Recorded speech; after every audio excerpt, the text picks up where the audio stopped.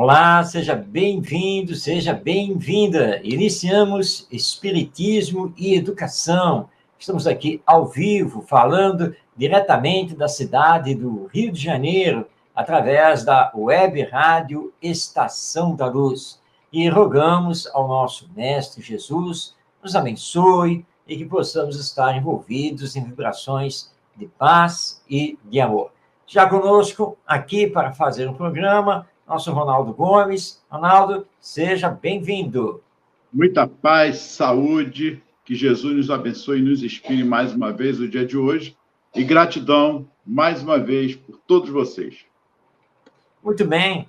O programa de hoje reserva um diálogo sobre a segunda parte do texto Se as Letras Bastassem, que é um texto de minha autoria, com base, é uma adaptação de um texto original de Emmanuel através do Chico Xavier. Para quem não pegou o programa anterior, eu explico, então, essa adaptação, porque, na verdade, ela foi feita para que o texto pudesse ser levado às escolas, para que o texto pudesse ser debatido pelos professores. Por isso, então, foi feita a adaptação, porque nós tivemos que tirar os termos espíritas, as referências à vida espiritual, à reencarnação, que tem no texto original de Emmanuel. Mas a essência do que o Emmanuel fala na sua mensagem também está no nosso texto adaptado.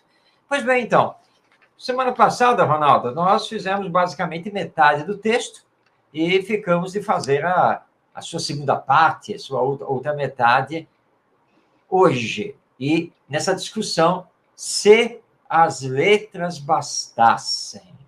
Acho que nós já vimos semana passada que somente elas não bastam, não é, Ronaldo? Perfeito, Marcos. E aqui fazemos algumas reflexões, porque, assim, você falou a segunda parte, mas se nós fôssemos aqui pensar direitinho e nos debruçarmos nesse texto, iria levar aí um grande programa por 3, 4 vezes aí. Mas vamos tentar aqui sintetizar, e eu fui à Gênese, Marcos. A Gênese, ela vem no caráter revelador da doutrina espírita, no seu capítulo 1. Eu gostaria que todos pegassem, assim que puderem, chegar em casa, estiver no trabalho assistindo, enfim. É o capítulo 1 da Gênese. Caráter da revelação espírita.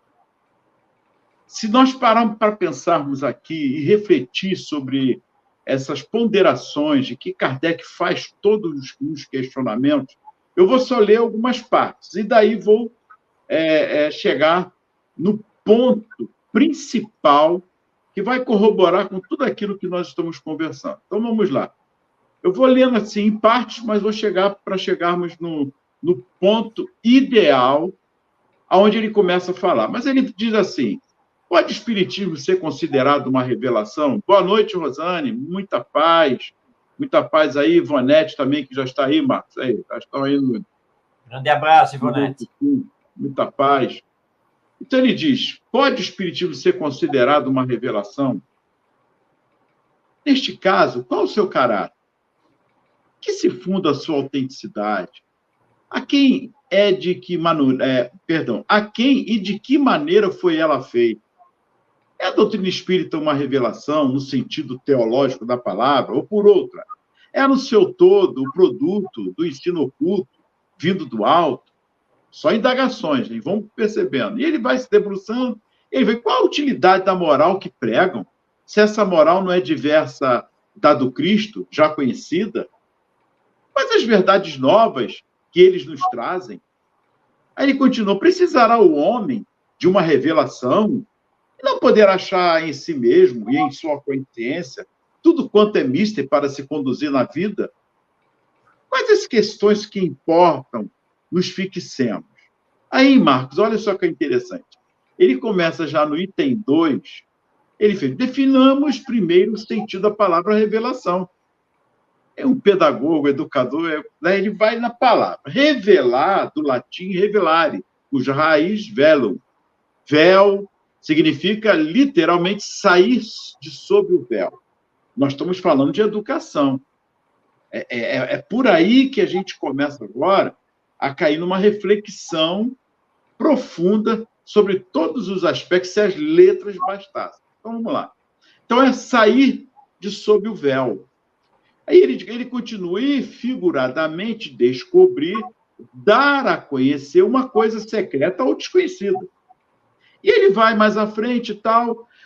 Deste ponto de vista, todas as ciências que nos fazem conhecer os mistérios da natureza são revelações e pode dizer-se que há para a humanidade uma revelação incessante. Ou seja, ela está sempre se descobrindo, redescobrindo, e vamos partindo dessa premissa. Por enquanto, é o conhecimento. Nós estamos desenvolvendo o conhecimento. Estamos desenvolvendo a instrução. Que é isso aí? É o que tá... Vamos lá. A astronomia revelou ao mundo o astral, que não conhecíamos. A geologia revelou a forma da Terra, a química, a lei das afinidades, a filosofia, as funções do organismo, e aí por aí vai, como ele diz aqui, etc. Copérnico, Galileu, Newton, Laplace, Lavoisier foram reveladores, e quantos outros nos dias atuais. Aí, Marco, no item 3, já no finalzinho, ele fala assim: toda revelação desmentida por fatos deixa de o ser se for atribuída a Deus. Não podendo Deus mentir, nem se enganar, ela não pode emanar dele. Deve ser considerada produto de uma concepção humana. Olha os questionamentos. Bom, agora é que entra a reflexão de Kardec. Vamos lá. Qual o papel do professor diante dos seus discípulos? Senão de um revelador. Olha, lembra do significado? Sob o véu, descortinar. Não é fazer lavagem cerebral, como muitas vezes nós vemos. Não é dizer o que eu sei, o que eu penso, mas dos nossos conhecimentos, essa troca de conhecimento, como nós estamos fazendo aqui agora. Porque ele continua. O professor lhes ensina o que eles não sabem, o que não teriam tempo, nem possibilidade de descobrir por si mesmo, porque a ciência é a obra coletiva dos séculos e de uma multidão de homens que trazem, cada qual, o seu contingente de observações. O ensino é, portanto, na realidade, a revelação de certas verdades científicas ou morais. E olha só, nós estamos falando de 1857, 1862, 3, que é a revelação aqui, já vem da Gênesis. Olha que interessante. Ou morais. Não é só o conhecimento científico, mas também morais que estão ali descortinados. O ensino é, portanto, na realidade, a revelação de certas verdades científicas ou morais, físicas ou metafísicas, feitas por homens que a conhecem, a outros que a ignoram, que se assim não fora, as teriam ignorado sempre. Então, Marcos, eu vou parar aqui. Olha só agora o texto que nos traz aqui, que é justamente se a letra abastece, se as letras bastassem, na continuação. As nações podem se enriquecer, entretanto, se o povo ignora como utilizar melhor essa riqueza para se engrandecer, na legítima fraternidade que deve reger a vida, o orgulho de tanto se vangloria levará esse mesmo povo ao desequilíbrio social, à miséria e ao desrespeito dos direitos dos outros, gerando desespero. Podemos desfilar na vida ostentando diplomas e títulos, mas nas mais variadas profissões. Mas nenhum currículo pode representar o caráter individual se esse caráter é corrompido. Olha lá o texto falando sobre a ciência, sobre o estudo, e ou morais, aspectos morais. Sem base, sem valores morais profundos e elevados. Encontraremos com o tempo a própria ruína e as vantagens particulares adquiridas se perderão. Marcos, vou deixar com você, que eu acho que você já entendeu a mensagem. Depois eu volto lá na gente, na outro pedacinho. Tá certo, Ronaldo. com muito boa lembrança do capítulo 1 de A Gênese, essa obra maravilhosa de Allan Kardec e que fechou a codificação espírita. Realmente, Kardec está nos lembrando aí no texto que não basta nós termos revelações de ordem intelectual. Tá? Elas são importantíssimas nas mais diversas áreas, da ciência, da filosofia, das culturas e assim por diante. Mas não basta. Por que não basta? Não basta porque nós não somos seres finitos, que vamos acabar com a morte. Nós somos seres imortais. Então, a vida transcende a matéria. Claro que nós temos que conhecer a matéria, mas não resta nenhuma dúvida, nós estamos encarnados aqui no planeta Terra. Então, a geologia, a botânica, a física, a química, a astronomia, etc., todas têm um papel fundamental e importante para que nós possamos conhecer cada vez mais e transmitir esse conhecimento de geração em geração e ampliar esse conhecimento dentro desse processo educacional. Mas se ficarmos estacionados somente nisso, ou seja, não olharmos para o lado emocional, não olharmos para o lado moral do ser humano e da vida, nós teremos problemas muito graves. E esses problemas nós temos enfrentado na sociedade humana de há muito tempo, quando a religião, de uma forma geral, se distanciou de si mesma, se distanciou da religiosidade, da verdadeira fé, para se misturar ao mundo comum das preocupações humanas, o que, com o tempo, foi nos levando paulatinamente ao materialismo. No mundo ocidental, nós tivemos um grave problema a partir do século XVII, quando a ciência começou a se levantar e a questionar os dogmas religiosos, teológicos, que eram até então apresentados. E como os dogmas religiosos não satisfaziam a curiosidade científica, a pesquisa metodológica, a ciência, pouco a pouco, foi caminhando para o materialismo, para desconsiderar Deus, porque o Deus apresentado pelas religiões, e no caso aqui, especificamente, a religião católica e a religião protestante, era um Deus inconcebível, era um Deus irracional. E é claro que a ciência não pôde aceitar isso. Então, cientistas das mais diversas áreas, incluindo aqui a filosofia, se afastaram de Deus e da religião. Chegando Karl Marx, por exemplo, a declarar que a religião é o ópio do povo. Mas, claro que ele estava se referindo a essa religião dogmática, teológica, muitas vezes irracional nos seus dogmas. E aí, então, pendemos para o materialismo. O sistema educacional dos mais diversos países, e abrangendo inclusive aqui o Brasil, começou a priorizar o desenvolvimento cognitivo e intelectual, a transmissão do conhecimento. Você adquirir conhecimento, você ter um saber todo intelectual. E aí a questão moral começou a ser afastada. Ela foi saindo do sistema educacional, ela foi saindo dos fundamentos da própria escola. Eu lembro na minha época de estudante nos bancos escolares, fazendo o que hoje é o ensino fundamental, e que eu tinha uma carga horária de estudo que era ali, firme.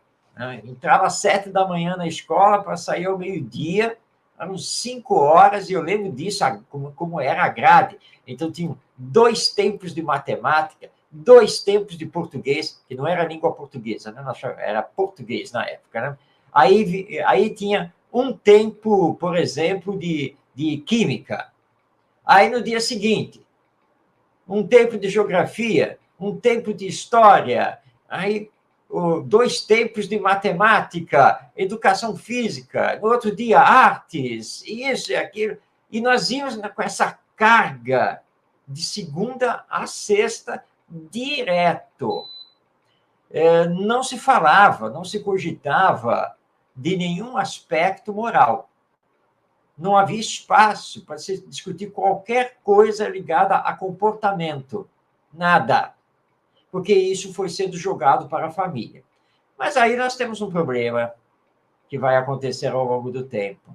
Bom, eu, criança, adolescente e depois jovem, nada aprendi na escola com relação a comportamento moral, a ética, valores e sentido de vida. Nada disso foi trabalhado.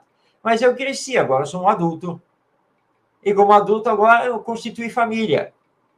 Tá? E, constituindo família, agora tenho filhos. Eu não aprendi nada em termos morais. Mas dizem que essa parte do ensino moral compete à família. Mas como eu vou fazer isso se eu não aprendi nada disso lá na escola? E meus filhos vão para a escola também. E vai ser mais uma geração que não vai aprender nada em relação ao emocional, afetivo, moral. Como que essa geração, que não aprendeu nada sobre isso, vai trabalhar com a próxima geração? Ou seja, isso vira uma espécie de bola de neve, um círculo vicioso, ó, que vai se agravando com o tempo. Eu estou lendo aqui, neste momento, o livro Inteligência Moral das Crianças. É do psicólogo e psiquiatra norte-americano Robert Coles.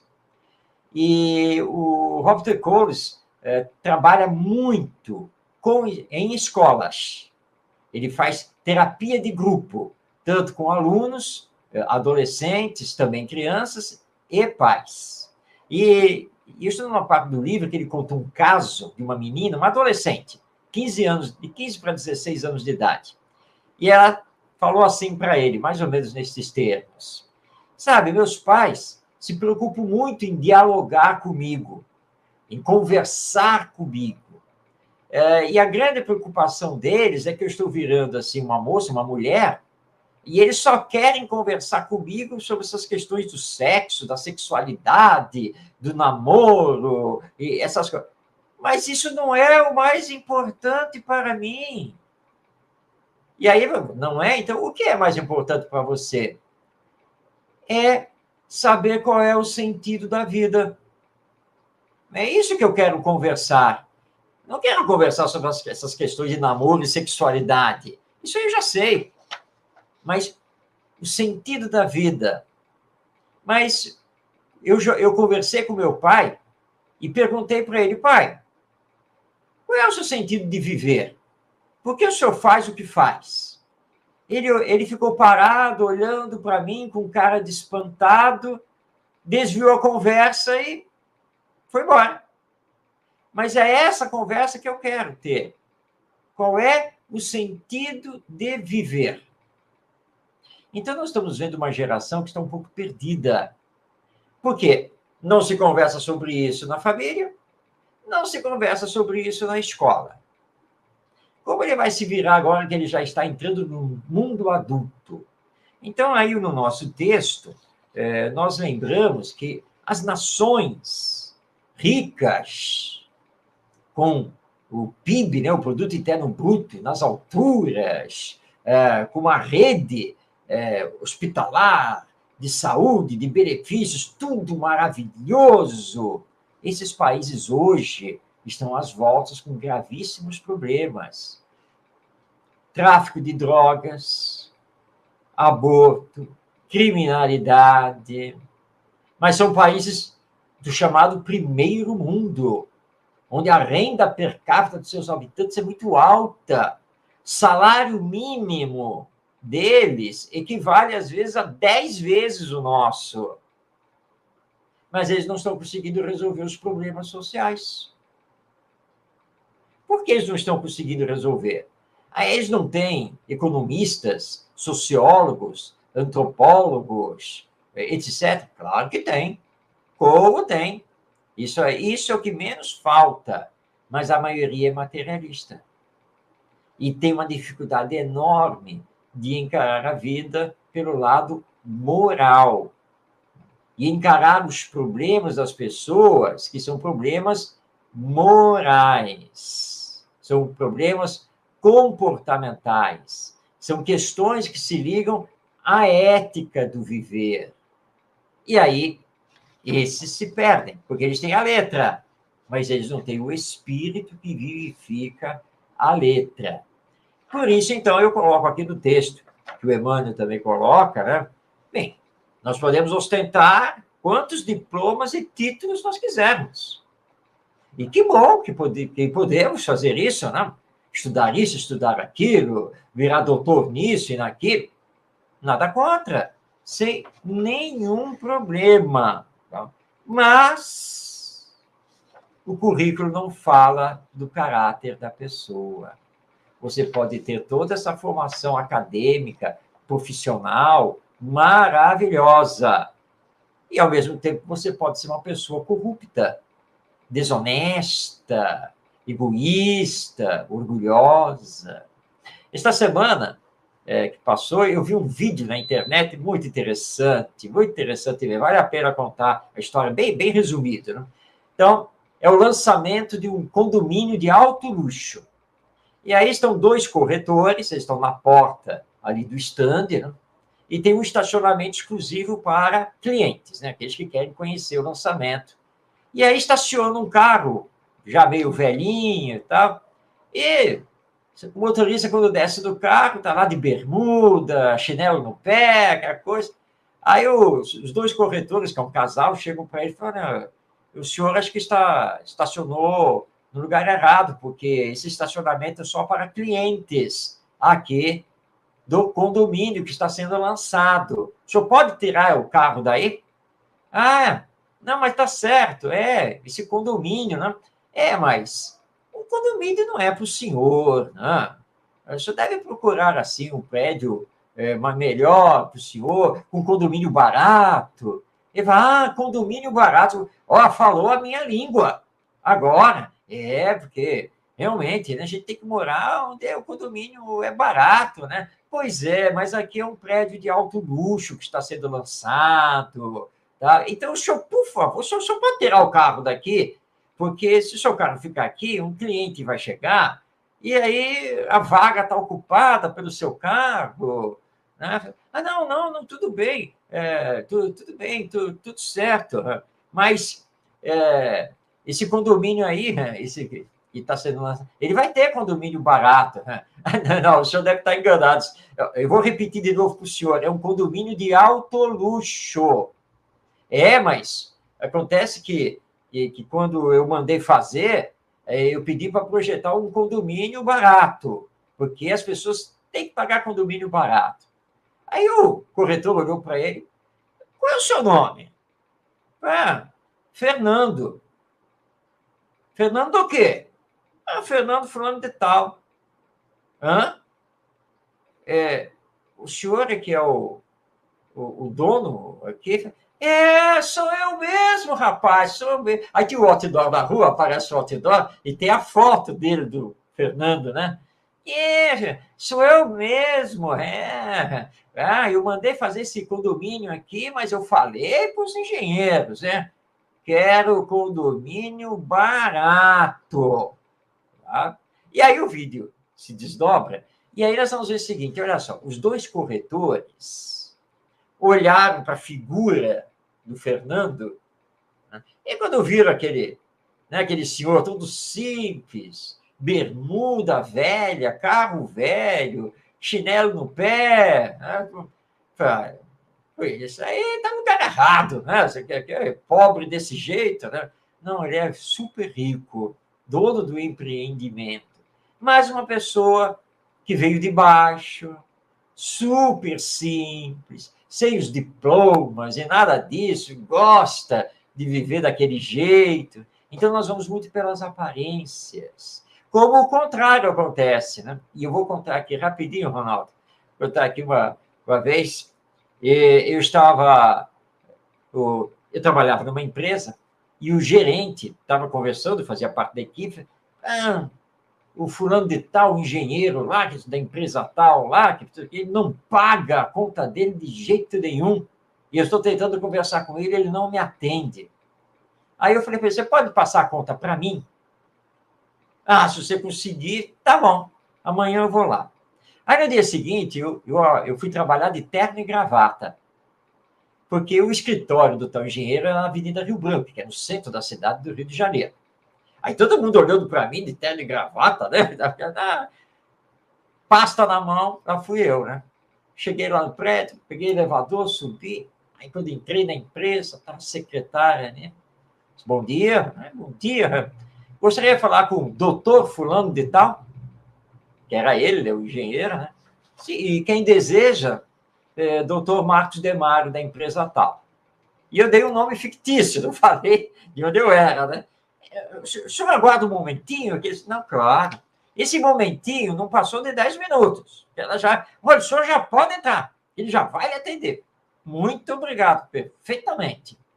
Aí, quando eu entrei, cumprimentei, ele falou, mas pois não, então, mas a sua empresa representa o quê? Já quer, representa a dívida que o senhor tem com a empresa tal. O senhor me desculpe de ter usado esse subterfúgio, mas foi a única maneira de conversar com o senhor e fazer o senhor nos atender. O senhor entendeu? Nós não queremos abrir um processo contra o senhor, colocar seu nome aí no Serasa, nada disso. Mas, não é? O senhor tem que pagar. O senhor comprou, tem a dívida. Bom, ele não gostou muito, mas fez isso. E numa outra oportunidade, estava tentando conversar com um colega nosso do meio espírita, né? E aí eu ligava para a empresa onde ele estava, nunca completavam a ligação, nunca. E eu precisava falar com ele, eu pensei, eu já sei o que está acontecendo. Aí liguei. Quero falar com o doutor fulano.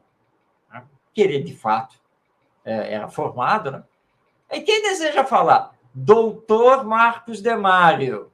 Um momento, senhor. Aí tocou aquela musiquinha, né? Alô?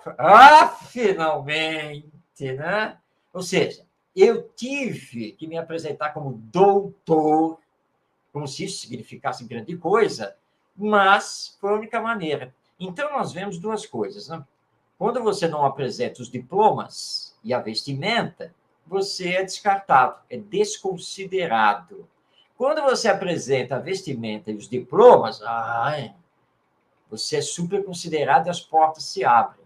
Mas acontece que o sem diploma e mal vestido é honesto, de bom caráter. E o letrado, diplomado, doutor disso e daquilo, pode ser um corrupto e desonesto. Por isso, o texto, se as letras bastassem, mas não bastam, e por isso estamos aqui de frente com tantos problemas na humanidade. Marcos, e nós vivenciamos cada dia mais as problemáticas na educação. Hoje, então, tendo em vista aí o progresso bem adiantado, a tecnologia, então, avançando de ponta a ponta, e como nós sempre falamos aqui, o problema não está na tecnologia, mas sim na educação dos limites, na educação do diálogo, principalmente, na educação das causas e consequências. Para cada ação que eu cometer, vai ter uma consequência, seja ela boa, seja ela ruim. Na educação que prima, primeiramente, pelo aspecto dos valores, esse aspecto dos valores morais, do desenvolvimento também do sentimento, dessa formação, nós falamos tanto da formação do caráter. Mas para que isso seja, de fato, aplicado, ela precisa de pessoas aptas. E não precisam ser pessoas ou seres humanos que sejam sábios ou pseudo-sábios, nada disso. Pessoas humanas, simples. Nós já comentamos muito isso aqui. Somos como nós mesmos, como muitos professores, muitos pais, avós, que vão dar todo o lenitivo de educação em todos esses aspectos. O sim, sim, o não, não. Então, não precisa nenhum currículo, de fato, para isso. Respeitamos os psicólogos, respeitamos todos os psiquiatras, respeitamos todos os fonoaudiólogos, professores, mestres, doutores, mestres, pós-doctor, tudo. Mas o que nós estamos tentando levantar aqui, e o Marcos retratou aí, justamente, é esse aspecto da humanização que está faltando em nós. Nós estamos muito indiferentes e frios perante o outro. Por que não dizer perante a nós mesmos? Porque nós estamos nos tornando máquinas, e como já dizia Charlie Chaplin no filme O Grande Ditador, vós sois homens e não máquinas, é o que nós somos, homens. Não somos máquinas, que somos teleguiados por homens inteligentes, que de tempos a tempos surgem com ideologias várias, deturpando até propriamente a própria ciência, em vários aspectos. É interessante isso, mas deturpam tanto que tem gente que vai de rodão seguindo esses aspectos. Então, a sua fala aí, a sua ponderação, corrobora justamente o que Kardec está dizendo lá atrás, ele vai se debruçando, peço que leiam, porque é importante, porque esse aspecto todo de homens inteligentes que sabem tudo, fica aqui na Terra, no saber materialista.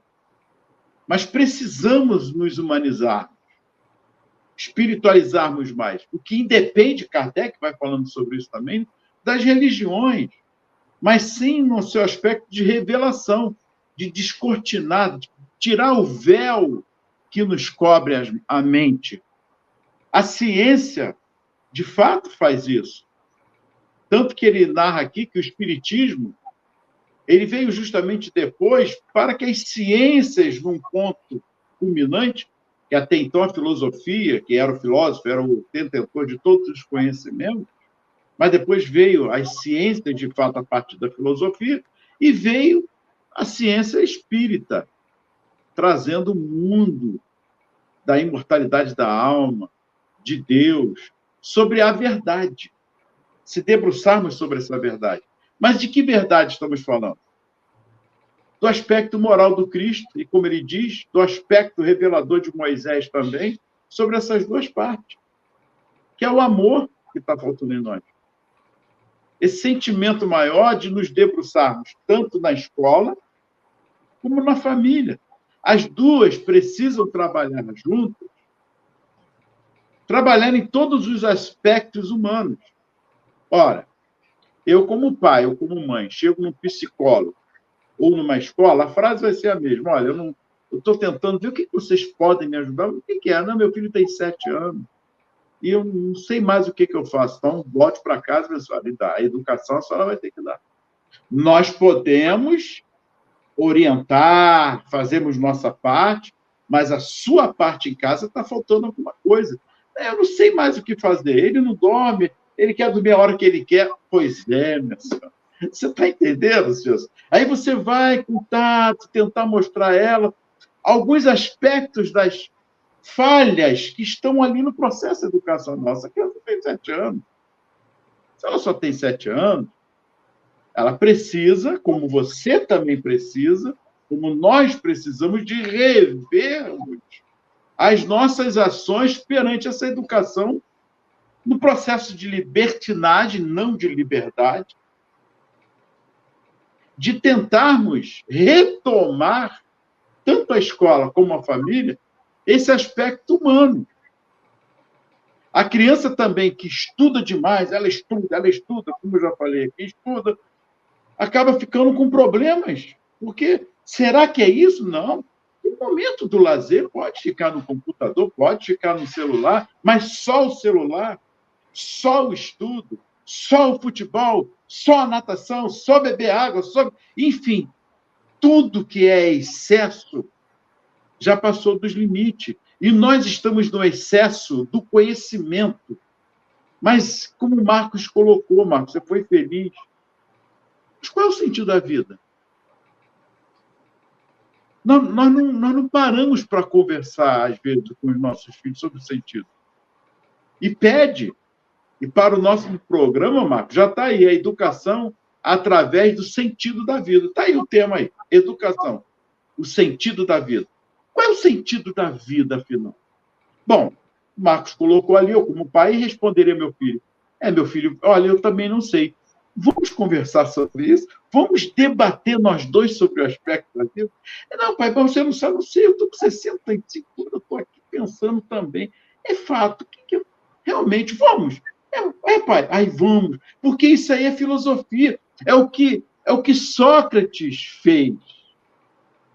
Jogava para o outro e ali saiu o diálogo nessa redescoberta uns com os outros. O que precisa fazer, tanto na família, Marcos, e na escola, criar espaços de convivência para se debater isso.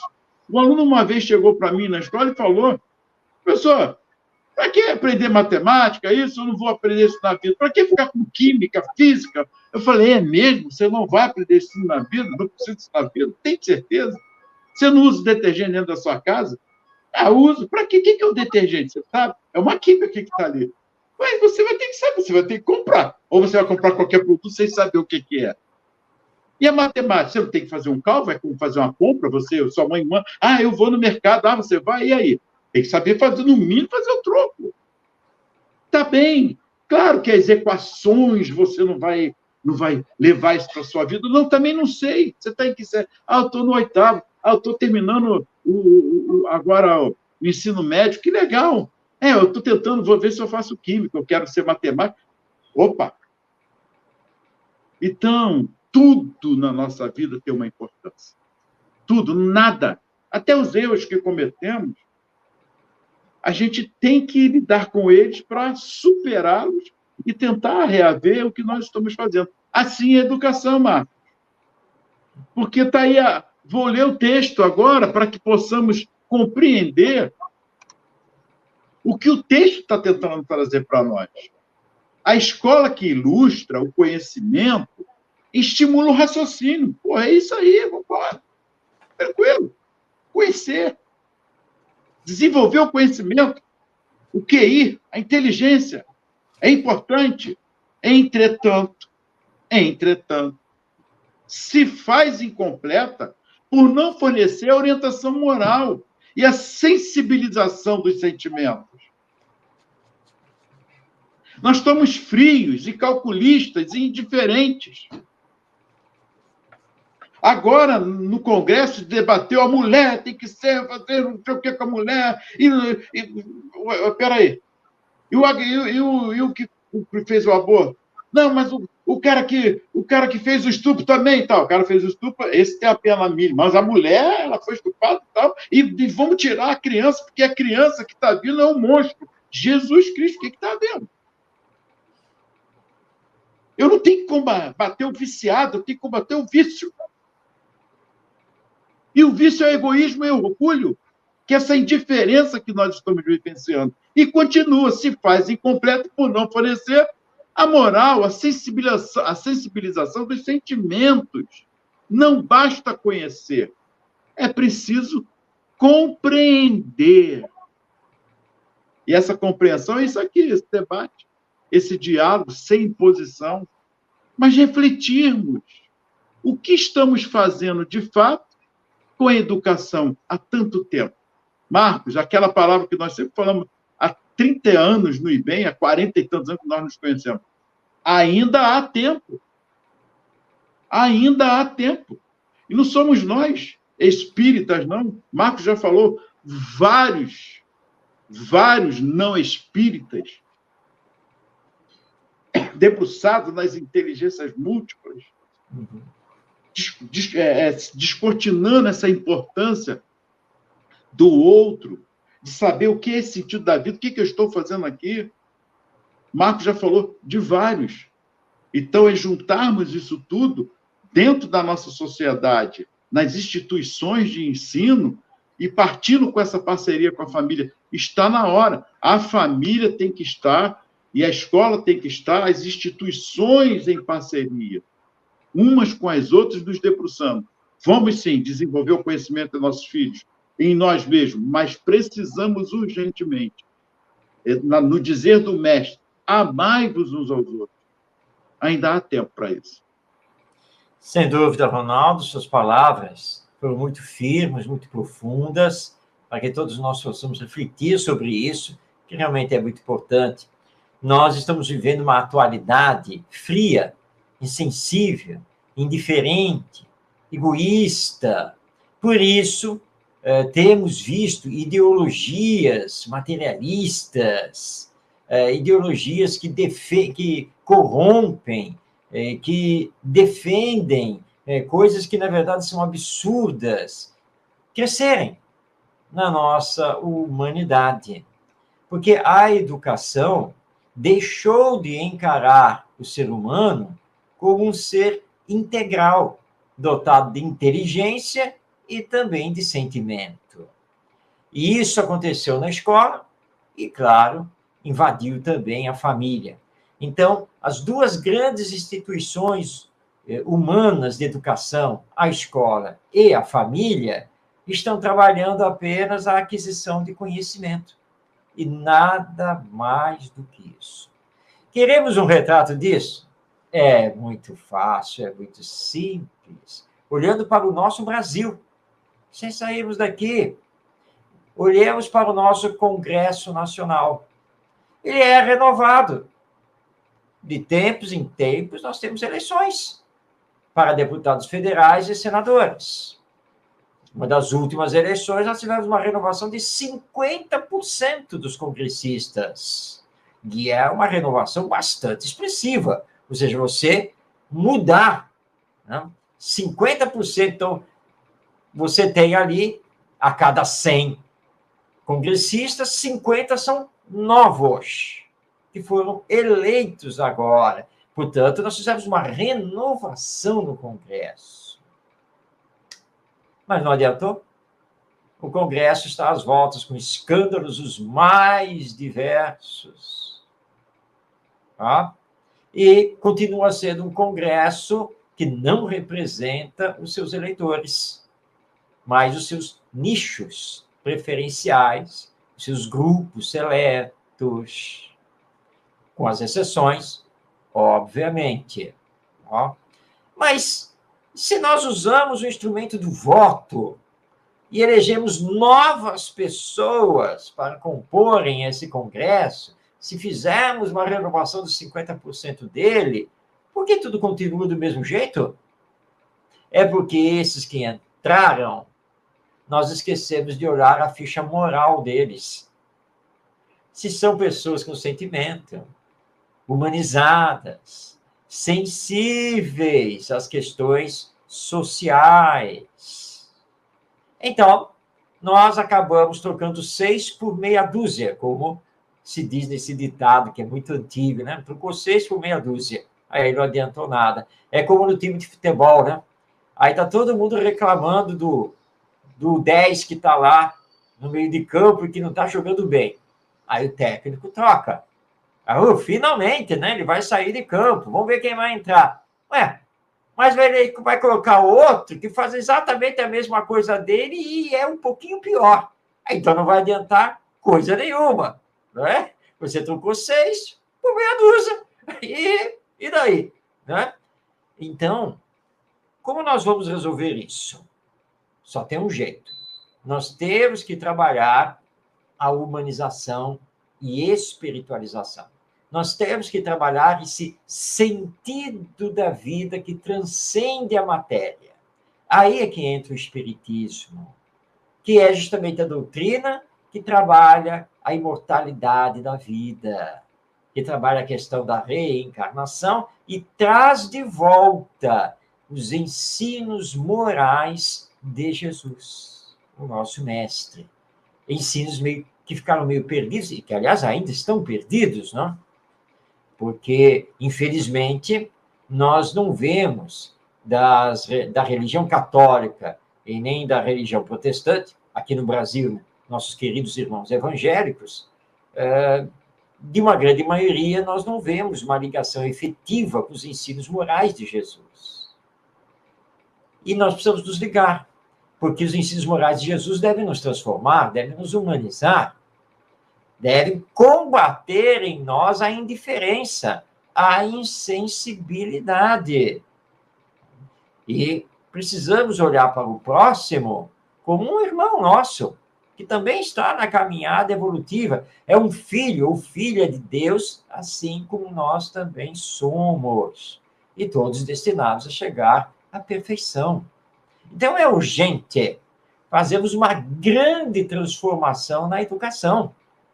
É uma verdadeira revolução que nós precisamos fazer na educação. E passarmos a olhar a escola não apenas como um instituto de ensino dos conhecimentos.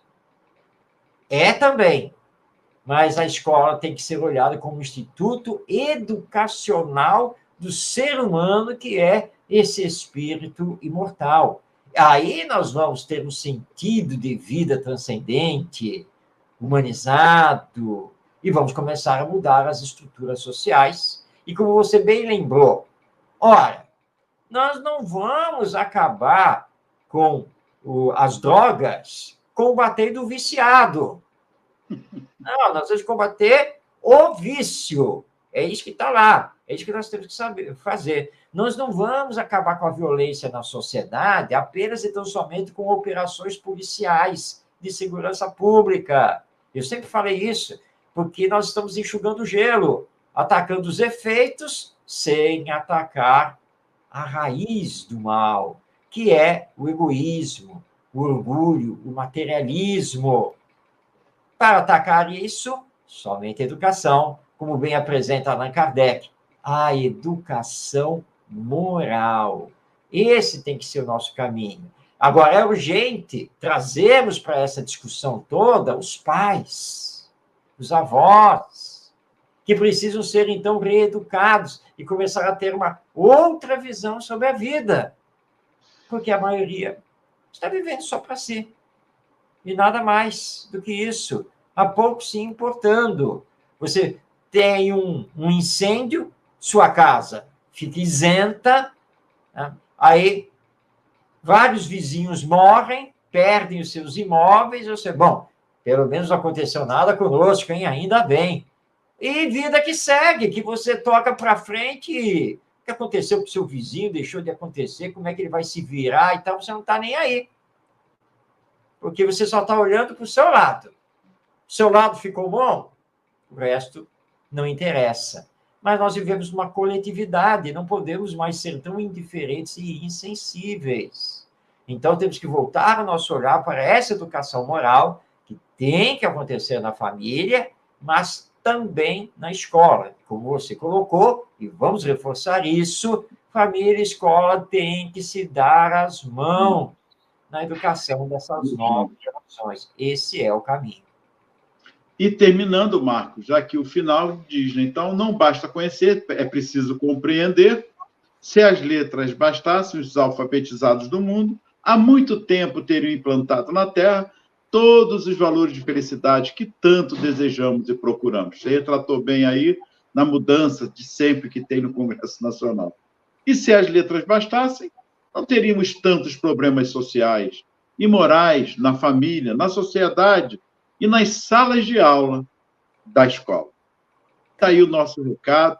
Gratidão a todos pelo carinho. Marcos, o tema que nós podemos já, não sei, pode ser esse, educação e o sentido da vida. Seria até uma pergunta, educação e o sentido da vida.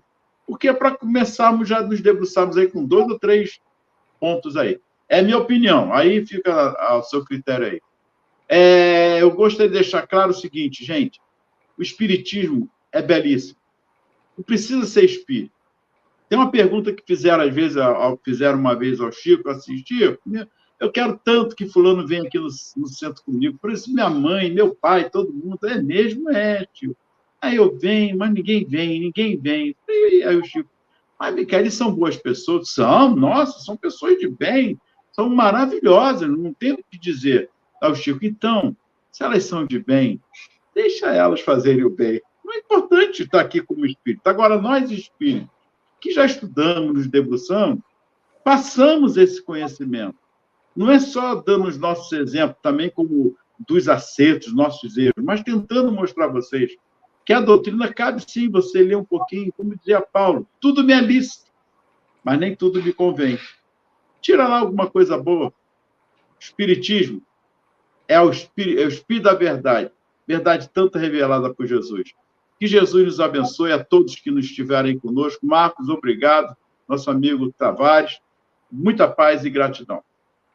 Então, vamos deixar a você que está aí nos acompanhando as referências. Já foram falados no início do programa, mas é sempre bom nós trazermos novamente.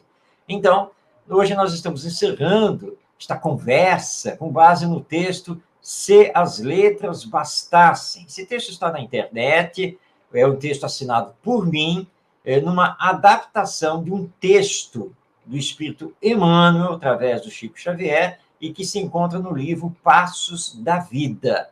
E o Ronaldo trouxe para nós também, para reflexão, o capítulo 1º do livro A Gênese, quando Kardec fala sobre o caráter da revelação espírita. E o espiritismo sempre tem muito a dizer sobre a educação. E você já pode se preparar para o nosso encontro semanal, o próximo, quando vamos conversar sobre essa questão do sentido da vida e o que a educação tem a ver com isso. Temos muito material a esse respeito para trazermos aqui, tanto espírita quanto também não espírita, porque, graças a Deus, nós temos muitos psicólogos e outros que estão preocupados com isso, que estão estudando isso e lançando livros a esse respeito. Educação e o sentido da vida é o nosso próximo tema. Que Jesus nos abençoe, que tenhamos todos muita paz e que possamos estar juntos no próximo Espiritismo e Educação. Não esqueça, ele vai ao ar toda segunda-feira, às 20h30, mas também fica disponível no YouTube. Basta você acessar o canal Estação da Luz Tavares. E aí, na playlist, você vai ver lá o nosso programa e poderá, então, assistir à vontade, a qualquer dia e a qualquer hora. Um grande abraço a você, paz no seu coração e até semana que vem.